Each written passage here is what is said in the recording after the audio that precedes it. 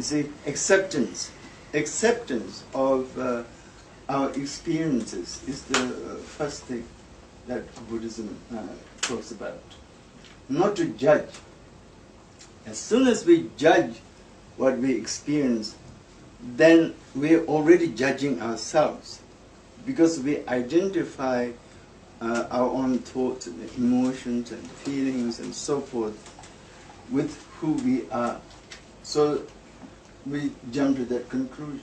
We said, oh, I'm a hateful person, or I'm really a very jealous person, or I'm envious, or lustful, or greedy, or whatever. And that's one thing. But on the other thing is, we maybe all of those things, but we don't want to acknowledge that. You're the most lustful person on the planet, but you pretend you're not.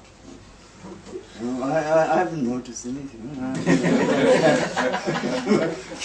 But your lust bucket. Anyway, sorry.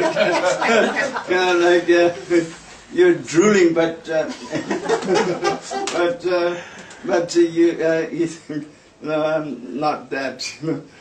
Or you're so angry and resentful, but you don't see that in yourself. You think you're so calm and so in touch with people, and you just think I'm so kind, but they don't see that, or why are they reacting to me like this, I mean, well, big surprise, why do you think? So it's like that, so there's no real acceptance. That's the thing. Avoidance of emotions also is a big part of what we have to do in terms of transforming ourselves.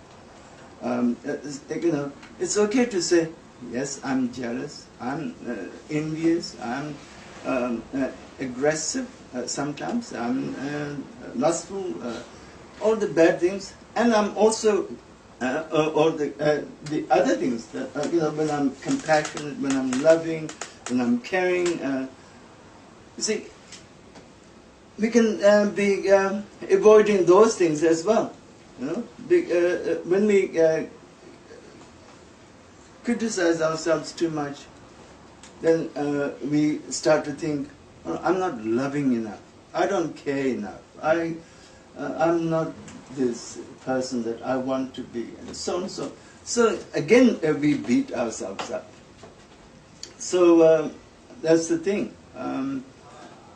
So the first thing that we need to learn in terms of Buddhist psychology is acceptance of a myriad of our own experiences, good, bad, or ugly. Anything that we experience is okay. There's no harm is done. There's absolutely no harm, in experiencing things and acknowledging things. As I said to you this morning, Buddhism says the reason why we suffer is because we do not have enough insight into our lives. So when we acknowledge what is really going on, there is knowledge. Because I can see myself doing this, that, and other thing. And some things I may approve, other things I may not approve of myself doing. But there's some kind of a fundamental sense of acceptance which is needed. And I think that is that's very important. It doesn't give you license to do whatever you feel like doing. It's not like that. It just gives you the freedom to be able to finally just look at yourself in all, warts and all, and say, well, this is me. It's okay. So you're sort of giving some kind of reassurance to yourself, saying that, yes, I have my flaws. Who doesn't? That's the other thing. Who doesn't? We all have flaws. So saying I have flaws I have some shortcomings, and that's me, and it's okay. That's the fundamental starting point.